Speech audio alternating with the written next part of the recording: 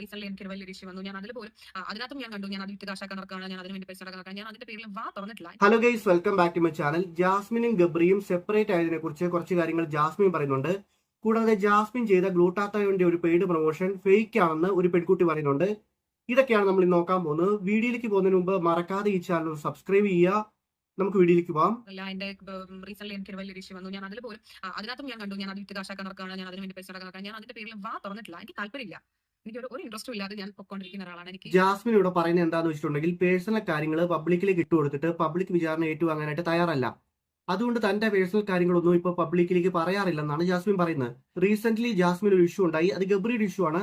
അതുപോലും പബ്ലിക്കിലേക്ക് പറഞ്ഞിട്ടില്ല. എന്നിട്ട് പോലും ആളുകൾ വളച്ചൊടിച്ചിട്ട് കണ്ടന്റിന് വേണ്ടിയിട്ട് പല രീതിയിൽ പറയുന്നെന്നാണ് ജാസ്മിൻ പറയുന്നത്. ഈ ഗബ്രിയും ജാസ്മിനും പിരിഞ്ഞത് ആളുകൾ എങ്ങനെ അറിഞ്ഞെന്ന് ചോദിക്കുവാണെങ്കിൽ, ഗബ്രി ജാസ്മിനുമായിട്ട് ബന്ധപ്പെട്ട വീഡിയോകളൊക്കെ ഇൻസ്റ്റഗ്രാമിൽ നിന്ന് യൂട്യൂബിൽ നിന്നൊക്കെ ഡിലീറ്റ് ആക്കി. ചുമ്മാ ഒരാൾ ഫോട്ടോസും വീഡിയോസും അങ്ങനെ ഡിലീറ്റ് ചെയ്ത് കളയത്തില്ലല്ലോ. ഇവർ തമ്മിൽ എന്തെങ്കിലും പ്രശ്നം ഉണ്ടായാലേ കളയത്തുള്ളൂ. അങ്ങനെയാണ് ആളുകൾക്ക് മനസ്സിലായത്. ജാസ്മിൻ ഇതിനെക്കുറിച്ച് ഒരുപാട് വലിയ എക്സ്പ്ലനേഷൻ ഒന്നും തന്നിട്ടില്ല, ആകെ തന്ന ഇത്രയും മാത്രമാണ്. മാത്രമല്ല, ജാസ്മിന്റെ ഗ്ലൂട്ടാത്തവന്റെ പ്രൊമോഷൻ ഫേക്ക് ആണെന്ന് പറഞ്ഞുകൊണ്ട് ഒരു പെൺകുട്ടി വീഡിയോ ഇട്ടിരുന്നു. അതുമായി ബന്ധപ്പെട്ടിട്ട് ജാസ്മിൻ കുറച്ച് കാര്യങ്ങൾ പറയുന്നുണ്ട്, അത് നമുക്കൊന്ന് നോക്കാം. ആ പെൺകുട്ടി അത് പറയുന്നുണ്ട്, നിങ്ങൾ ഒരു പ്രോപ്പർ ആയിട്ട് ഒരു ഡെർമറ്റോളജിസ്റ്റിനെ കണ്ടിട്ട് നിങ്ങൾ കൺസൾട്ട് ചെയ്തിട്ട് നിങ്ങൾ നിങ്ങളുടെ ശരീരത്തിന് വേണ്ട സാധനങ്ങൾ വാങ്ങിച്ചോളൂ. ഒബ്വിയസ്ലി കറക്റ്റ് ആണ്, നിങ്ങൾ അങ്ങനെ വാങ്ങിച്ചോളൂ. പക്ഷെ എനിക്ക് തോന്നുന്നില്ല ഈ കേരളത്തിലുള്ള എല്ലാ മനുഷ്യരും ഡെർമറ്റോളജിസ്റ്റിനെ പോയി കൺസൾട്ട് ചെയ്തിട്ടാണ് ഒരു പ്രോഡക്റ്റ് അല്ലെങ്കിൽ ഒരു കുഞ്ഞു സൺസ്ക്രീൻ പോലും വാങ്ങിക്കുന്നത്. അങ്ങനെയാണെന്ന് എനിക്ക് തോന്നുന്നില്ല, എനിക്ക് ഫീൽ ചെയ്യുന്നില്ല. ജാസ്മിൻ ഒരു കാര്യം മനസ്സിലാക്കണം, ഗ്ലൂട്ടാത്തയോന്റെ ടാബ്ലറ്റ് കഴിക്കുന്നതിന് മുമ്പ് ഡോക്ടറിനെ കൺസൾട്ട് ചെയ്യണം. ഗൂഗിളിലും വിക്കിപീഡിയയിലും ഒക്കെ അങ്ങനെയാണ് പറഞ്ഞിരിക്കുന്നത്. അതിനെക്കാട്ടിലും വിവരം ഉണ്ടെങ്കിൽ അതിനെക്കുറിച്ച് വേറൊന്നും എനിക്ക് പറയാനില്ല. നമ്മൾ എന്തെങ്കിലും കാര്യം മറ്റുള്ളവർക്ക് പറഞ്ഞു കൊടുക്കുമ്പോഴത്തേനും പ്രോപ്പർ ആയിട്ടുള്ള രീതി മാത്രം വേണം പറഞ്ഞു കൊടുക്കാനായിട്ട്. നമ്മൾ അങ്ങനെ ചെയ്തു, അതുപോലെ തന്നെ പബ്ലിക്കിനോട് പറഞ്ഞു കൊടുക്കരുത്. കാരണം നമ്മളത് ശരിയായിട്ടുള്ള രീതിയിൽ എങ്ങനെ ചെയ്യണം എന്നുള്ള രീതി പഠിച്ചിട്ട് വേണം പറഞ്ഞു കൊടുക്കാനായിട്ട്. കുറച്ചു കാലങ്ങൾക്ക് മുമ്പ് എനിക്ക് നല്ല രീതിക്ക് ഡാർക്ക് സർക്കിൾ ഉണ്ടായിരുന്നു. ഫ്രണ്ട്സ് ഒക്കെ എന്നെ കാണുമ്പോഴത്തേനും പറയും, എടാ നിനക്ക് നല്ല ഡാർക്ക് സർക്കിൾ ഉണ്ട്, ഉറക്കമൊന്നുമില്ലെന്ന്. ഇതൊക്കെ കേട്ട് ഞാൻ മടുത്തു.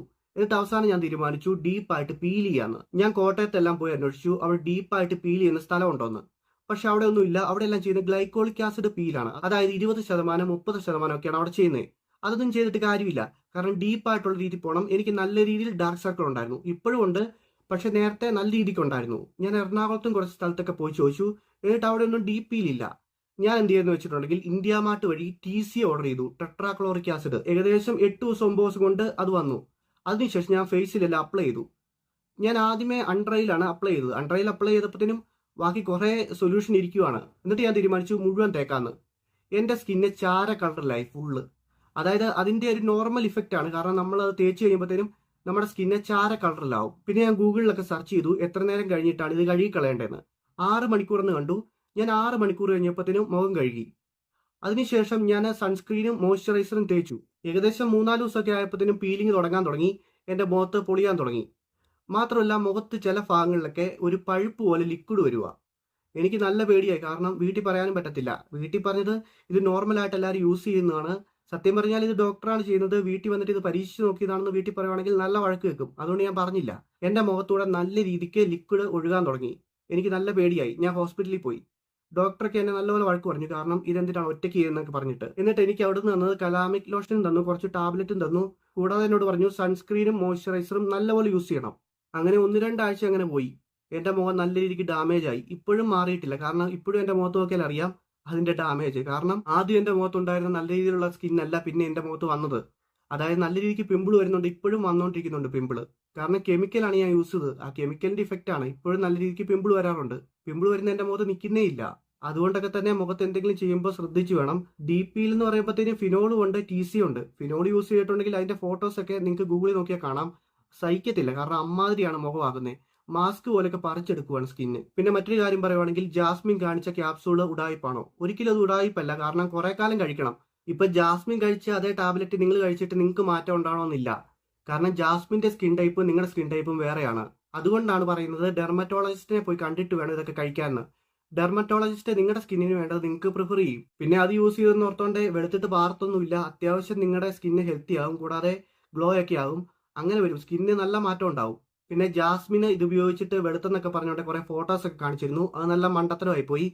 കാരണം റൂമിന്റെ അകത്തെ ഫോട്ടോസ് കാണിച്ചു, മഞ്ഞ് നിൽക്കുന്ന ഫോട്ടോസ് കാണിച്ചു, വെയിലത്ത് നിൽക്കുന്ന ഫോട്ടോസ് കാണിച്ചു. അതായത് ഡിഫറെന്റ് ലൈറ്റിലുള്ള ഫോട്ടോസ് ആണ് കാണിച്ചത്. സൂക്ഷിച്ചില്ലെങ്കിൽ എന്റെ സ്കിന്ന് കുറച്ച് നാൾ കഴിയുമ്പോൾ ഞാൻ സൂക്ഷിച്ച് വളരെ കൃത്യമായി കൊണ്ടുപോയാൽ എന്റെ സ്കിന്ന് നല്ല രീതിയിൽ കൊണ്ടുപോകാൻ എനിക്ക് പറ്റും.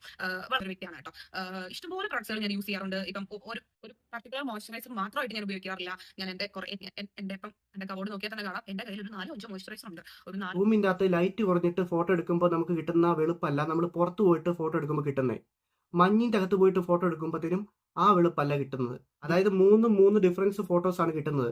അതൊക്കെ വെച്ചിട്ട് കമ്പയർ ചെയ്ത് വളരെ കോമഡി ആയിപ്പോയി. അതുകൊണ്ടാണ് ആളുകൾ ട്രോൾ ചെയ്ത്. ബാക്കി 3 ട്യൂബ് ഞാൻ എന്റെ ഫ്രണ്ട്സിന് കൊടുക്കും, അവർക്ക് കഴിക്കാൻ കൊടുക്കും. നിങ്ങൾ കഴിച്ചോളൂ, നിങ്ങൾ ഈ പ്രൊഡക്റ്റ് യൂസ് ചെയ്ത് നോക്കിയാൽ നല്ലതാണെന്ന് പറഞ്ഞ് ഞാൻ എന്റെ ഫ്രണ്ട്സിന് കൊടുത്തിട്ടുണ്ട്.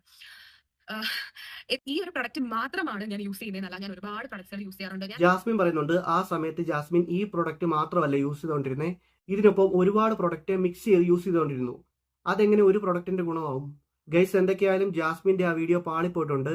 വിമർശിച്ച ആ കുട്ടിയെ പറഞ്ഞിട്ട് കാര്യമില്ല, കാരണം ജാസ്മിൻ അങ്ങനെയൊക്കെയാണ് പറഞ്ഞു കൊടുത്തേക്കുന്നത്. നിങ്ങൾ എന്തെങ്കിലും ബ്യൂട്ടി പ്രോഡക്റ്റ് ഒക്കെ വാങ്ങിക്കുവാണെങ്കിൽ ഡോക്ടറിനെ കൺസൾട്ട് ചെയ്തിട്ട് വാങ്ങിക്കുക, അതാണ് ഏറ്റവും നല്ലത്.